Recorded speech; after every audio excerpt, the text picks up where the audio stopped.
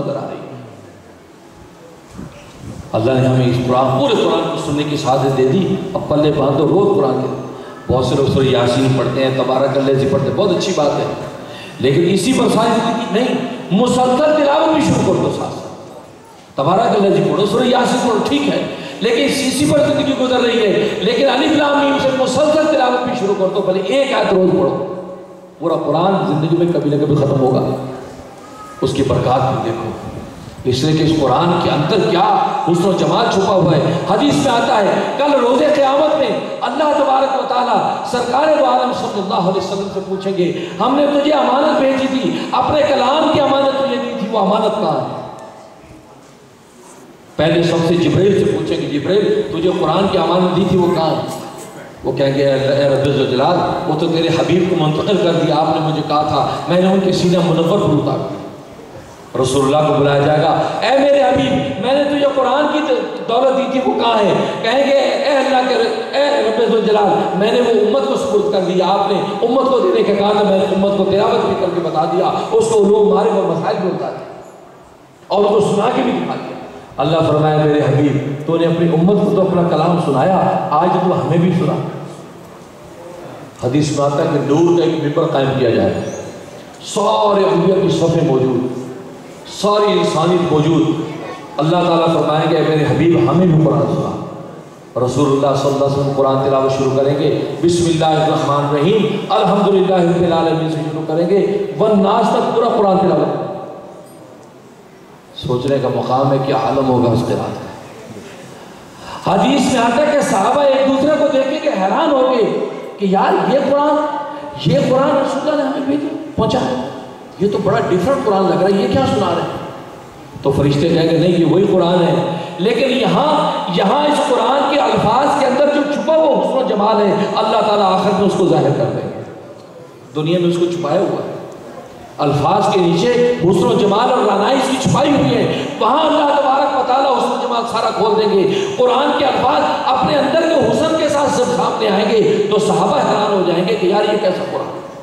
जब बताया जाएगा ये वही कुरान है, लेकिन अल्लाह ने इसके अंदर दुनिया में नकूश के अंदर अल्लाह ने हुस्न छुपा दिया था, इसलिए कि ईमान बिल गैब का इम्तिहान था। और ये वजह है, आप इसका मुशाहदा करते हैं, सारी ज़िंदगी कुरान पढ़ रहे हैं, आप हर नमाज के हर रकात में सूरह फातिहा पढ़ रहे हैं, लेकिन आप बोर नहीं होते। आप रोजाना कुरान पढ़ रहे हैं, आप बोर क्यों नहीं होते? तबीयत में इक़्तिबास क्यों नहीं होता? दुनिया की दिलचस्प से दिलचस्प किताब है, उसको आप कितनी दफ़ा पढ़ लेंगे? 10 दफ़ा भी पढ़ लें, 20 दफ़ा, आखिर आप उससे बोर हो जाएंगे, आप बस करो। लेकिन कुरान करीम सारी ज़िंदगी पढ़ रहे हैं। इस हदीस में फरमाया कि कुरान पुराना नहीं होता। पुराना ना होने का मतलब ये कि जब भी आप उसको पढ़ेंगे वो कुरान पढ़ने वाले को नई लज़्ज़त अता फरमाएगा। इसलिए कुरान से एक अजीब चाशनी, वो अल्फाज के अंदर छुपी हुई चाशनी महसूस होती है, लेकिन अल्लाह आखिर को चाशनी को जाहिर करते हैं। ये तो दुनिया में भी महसूस करते हैं, यहाँ कुरान सुनते हैं, बैतुल्लाह में सुनते हैं, मस्जिद नबवी में सुनते हैं, वहाँ सुनने की कैफियत अलग हो जाती है। वहाँ सूरत रहमान पढ़ रहा कारी, झूम रहे कि यार कमाल है, ऐसी कभी सुनी नहीं, हालांकि सारी ज़िंदगी सूरह रहमान सुनता रहा है, लेकिन वहाँ क्योंकि मकाम का जो तक़द्दुस है, उस मकाम के तक़द्दुस से अल्लाह तबारक व तआला की अनवारात की जो बारिश होती है, उसके हक़ाइक़ का जो असर क़ुलूब पर पड़ता है कलाम के, इंसान अजीब-ओ-गरीब महसूस करता है। ये वो अजीम किताब है। इसलिए आज की मुबारक रात में ये बात तय कर लें कि कुरान की तिलावत कभी नहीं छोड़नी। अपने बच्चों को भी, खुद भी सुबह को उठ के सब तिलावत करें, एक दो आयत भले।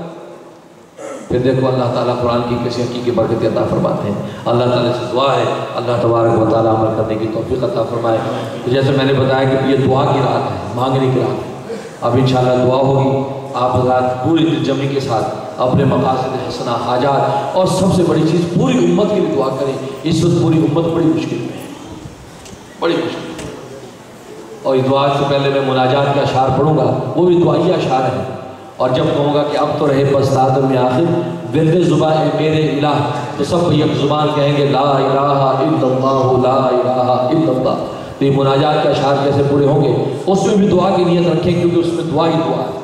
उसके बाद फिर बाकायदा दुआ शुरू हो जाएगी। तो अल्लाह ताला हमारे मकासद सब हमें कामयाबी अता फरमाए। सब बैठ जाएँ, काफ़ी अच्छी दुआई है। ये जो है, ये जुनैद भट्टी साहब जो है, ये एक बच्चा है, ये बीमार है, इसके लिए दुआ करें। या अल्लाह जुनैद भट्टी साहब को सेहत व आफियत अता फरमा।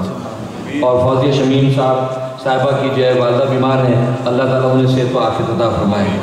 और यासिर की वालदैन बीमार हैं, अल्लाह ताला उन्हें भी सेहत व आफियत अता फरमाए। आपका नाम क्या है? सलीम साहब जो हैं, इनकी बेटी बीमार हैं, अल्लाह ताला इनकी बेटी को भी सेहत व आफियत अता फरमाए। ये सदर काशिफ साहब जो हैं कि सदर काशिफ दुआ करवा रही कि इनकी तो जो अल्लाह ताला जो है वो नेक साले औलाद अता फरमाए। और कह रही कि उनकी अम्मी जो उल्फत और भांजा सलमान को भी सेहत व आफियत अता फरमाए। और उनके भाई उमर इलियास साहब को दीन दुनिया की अल्लाह ताला बरकत अता फरमाए। और हाफिज़ साकिब कराचा ये जो हमारे मस्जिद में जो कायद साहब के सामने थे, अल्लाह ताला उनको भी सेहत व आफियत अता फरमाए और इल्म तक़वा की दौलत से मालामाल फरमाए। और जिन जिन लोगों ने दुआओं की दरख्वास्त की है, अल्लाह ताला सबकी जायज़ दिली हाजत पूरी फरमाए।